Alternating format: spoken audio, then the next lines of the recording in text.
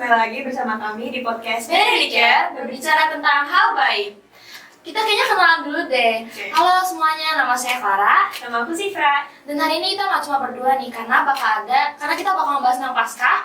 Dan tentunya kita akan bahas bersama ahlinya. Ayo Suster Farah, silakan masuk. Hai Suster, apa kabar nih Suster Farah? Baik. Silakan dulu Suster. Terima kasih. Kita banyak banget yang kita mau tanya lagi Iya. Suster, tapi kayaknya kita penasaran kira-kira umur Suster berapa sih? Kok kayak masih muda banget? Katanya masih muda ya kok ya. Berapa ya? Mungkin 15. Enggak ya? Mungkin ya. Iya, mungkin. Dua-dua deh, kayaknya dua-dua. Tambah 1. Oh, 23. Oke. Kayaknya yang aku bikin penasaran itu tentang perjalanan menjadi suster. Kan suster masih muda nih. Gimana sih perasaannya saat perjalanan menjadi suster? Ya senang, puji Tuhan bisa tetap setia sampai saat ini. Keren ya.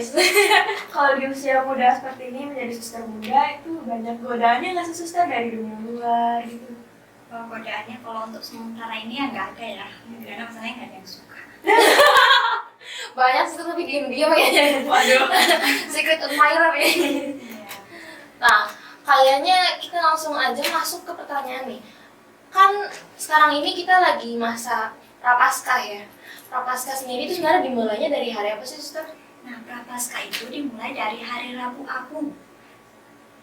Dari hari Rabu Abu itu berarti kemarin tanggal berapa ya? Mungkin sekitar bulan Maret, ya mungkin Iya, bulan Maret ya.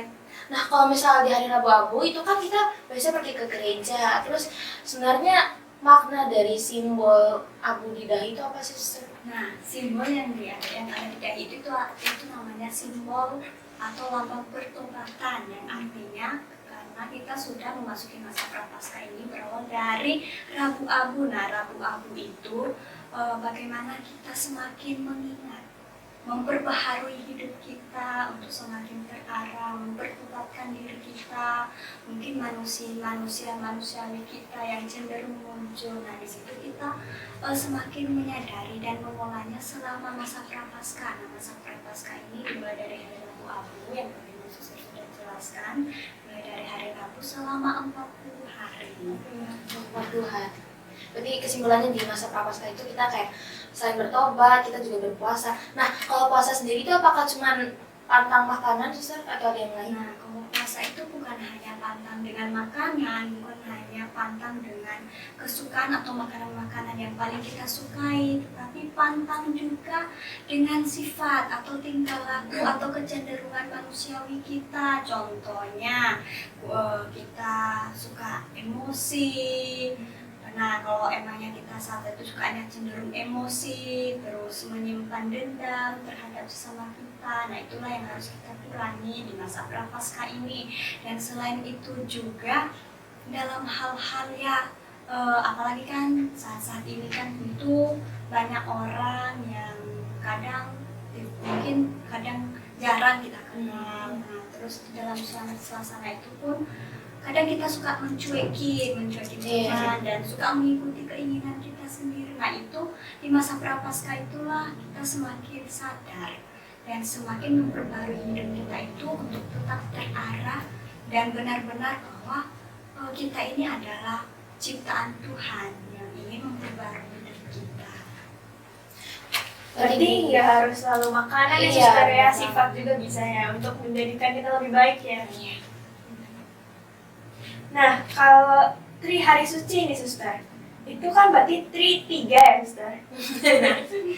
Berarti itu ada apa di Suster hari-harinya? Pekan suci ini dimulai dari Minggu Palma. Minggu Palma dan berakhir pada kebangkitan Yesus pada hari raya Paskah. Nah, dalam pekan suci ini ada Tri hari suci. Yang dimaksud dengan Tri hari suci itu ada hari Kamis. Nah, hari Kamis itu hari Kamis atau Kamis putih. Terus hari Jumat, itu Jumat Agung, dan Sabtu Sepi atau Sabtu Suci. Nah, dari ketiga tri hari suci ini masing-masing memiliki makna. Nah, maknanya itu kita mulai dari Kamis Putih ya. Nah, makna dari Kamis Putih itu perayaan perjamuan malam terakhir Yesus bersama para rasulnya. Nah, selain itu juga di Kamis Putih itu ada peristiwa pembasuhan kaki oleh Yesus kepada para rasul. Itu yang diadakan pada Kamis Putih. Nah, kalau Jumat Agung, nah di situ dimana kita mengenang sengsara Yesus yang disalibkan di kayu salib. Nah, maka setiap harinya ketika matahari terbenam, Yesus lalu diturunkan dari salib dan dimakamkan. Nah, pemakaman Yesus ini sampai dengan hari Sabtu yang disebut Sabtu Suci. Nah, di Sabtu Suci ini kita mengenang di mana Yesus dimakamkan. Itulah yang dimaksud dengan Trihari Suci. Ada Kamis Putih, Jumat Agung, dan Sabtu Suci. Oh gitu ya, sekarang kita baru ngerti nih ya. Berarti Rabu Abu nggak masuk ya suster? Nah, Rabu Abu itu tidak masuk di dalam Trihari Suci. Karena selama ini banyak yang masih salah sangka kalau Rabu Abu itu Iya. termasuk. Mungkin Sabtu Suci itu kita mungkin baru tahunya sekarang Iya, gitu ya. benar. Nah, kalau seperti yang kita tahu kalau Tuhan Yesus itu kan maksudnya dia punya kuasa yang besar, terus juga maksudnya saya tuh masih bingung kenapa dia harus melewati pengorbanan yang sampai disalib gitu, Suster. Sebenarnya itu yaitu tadi bahwa mengapa Yesus banyak mengalami penderitaan. Ya, Yesus mengalami banyak penderitaan itu karena cinta. Nah, cinta yang diberikan Yesus kepada kita yaitu konsekuensi yang akan dialami oleh Yesus, yaitu penderitaan. Ia menderita, ia mengorbankan dirinya demi menebus dosa-dosa kita. Nah, penderitaan itu menjadi jalan kemenangan dan kebangkitan. Tidak bisa tidak. Mengapa? Sebagaimana Yesus banyak mengalami pengorbanan. Pengorbanan Yesus itu sebenarnya itu karena cinta itu tadi ya. Iya benar. Nah, terus di dalam hal tersebut kenapa Yesus banyak mengalami pengalaman-pengalaman yang mungkin tadinya itu kenapa Yesus mengalami penderitaan padahal dia itu orangnya baik. Iya. Nah, itu kan. Itu di sini Yesus mau, sebenarnya Yesus itu ingin, kehadiran Yesus itu dalam hidup manusia itu ingin menyelamatkan, ingin mengasihi, mengajarkan kepada kita bagaimana kita mengasihi, bagaimana kita mau menyelamatkan sesama kita. Tetapi di situ Yesus selalu mengalami penolakan. Nah, bagaimana Yesus ditolak, bagaimana Yesus tidak disukai, padahal apa yang diajarkan Yesus itu yang terbaik untuk kita. Kita bisa melihat bagaimana begitu besar cinta Yesus, salah satunya yang mengorbankan dirinya. Dari cinta Yesus pun kita bisa sadar dari diri kita sendiri bagaimana kalau kita ditolak oleh orang tua, ditolak oleh sesama kita, toilet sama gebetan. Nah, tentu yang muncul reaksi kita bermacam-macam. Ada yang ini kok begini. Tapi kita belajar dari Yesus itu sendiri. Ketika Yesus ditolak, ketika Yesus tidak disenangi, dilempari batu, walaupun Yesus itu berjuang, karena kita dari situlah kita belajar bahwa Yesus itu tidak pernah menyerah. Dia tetap setia, memberi yang terbaik. Nah, begitulah kita sebaliknya. Bagaimana kita bisa memaknai Yesus, bisa belajar dari teladan Yesus itu sendiri. Walaupun ia ditolak, ia tetap berbuat baik. Dan terus yang terpenting lagi, Tuhan Yesus itu selalu mengampuni. Iya. Nah, bagaimana juga kita harus mengampuni sesama kita. Dia sama sih, kita harus kayak ya bagi yang masih musuhan gitu kan kita saling ampuni tadi. Terus ya pokoknya kasih Tuhan Yesus benar-benar besar banget. Nah, seperti yang kita tahu ada patung salib ya suster ya. Nah, di atas kepala Yesus itu ada tulisan Indri. Itu artinya apa sih suster? Indri berasal dari bahasa Latin. Oh. Artinya Yesus orang Nazaret, Raja orang Yahudi. Baru tahu ya Pak? Mungkin itu dulu kelihatannya seperti hiasan gitu. Ternyata ada artinya. Iya, benar banget. Terus kan kalau misal di Alkitab kan kayaknya saya tuh belum pernah melihat kata-kata Paskah nih Susan. Sebenarnya di Alkitab sendiri itu ada nggak sih kata Paskah? Nah, kita tahu sendiri bahwa Paskah itu kebangkitan Kristus. Nah, Paskah tercatat dalam kitab. Nah, Paskah ini tercatat dalam Injil Perjanjian Baru. Nah, atau disebut Injil Sinoptik. Nah, Injil ini, di situ kita tahu bahwa Paskah adalah kebangkitan. Tadi suster sudah mengatakan bahwa Paskah itu kebangkitan Kristus. Maka kisah dalam Injil tentang kebangkitan Kristus itulah yang disebut Paskah. Gitu ya. Selama ini nyari-nyari itu kayaknya nggak ada gitu. aja Iya, gitu benar ya. banget. Nah, kalau bahas-bahas soal Paskah nih suster, kita tahu simbolnya tuh telur dan kelinci nih suster. Nah itu artinya apa sih suster? Oh, artinya, arti Paskah dalam seperti telur dan kelinci adalah tradisi lokal gereja di daerah tertentu, tetapi tidak semua di daerah tertentu. Nah, sebagaimana kita tahu bahwa telur adalah lambang hidup, maksudnya lambang hidup baru, dan kelinci adalah lambang kesuburan, artinya melambangkan Yesus Kristus sebagai hidup baru bagi manusia dan kesuburan iman. Gitu. Berarti nggak asal cuman gara-gara dekor doang ya, gara-gara lucu gitu. Jadi ada maknanya. Iya, suster, benar ya. banget. Berarti orang tuh nggak asal menciptakan simbol Iya. dengan asal-asalan gitu. Iya. Terus kira-kira tuh aku penasaran kenapa Paskah tuh sangat benar-benar berarti buat umat Kristiani sih, suster. Ya. Paskah sangat penting atau sangat berarti bagi umat Kristiani karena kalau tidak ada Paskah pasti tidak ada namanya orang beriman. Iya. Dimana kalau kita tahu Paskah pasti tidak ada orang yang namanya orang beriman atau iman. Nah, pasti tidak ada. Nah, Paskah sangat penting bagi umat Kristiani.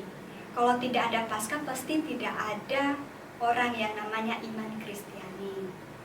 Nah, itu tidak akan terjadi karena orang yang beriman Kristiani sebagai pengikut Kristus harus melewati yang namanya menderita, sengsara, dan bangkit. Nah, setelah Yesus bangkit, ini peristiwa besar. Nah, harus tahu ya bahwa ketika Yesus bangkit itu yang disebut dengan peristiwa yang sangat terbesar atau peristiwa besar.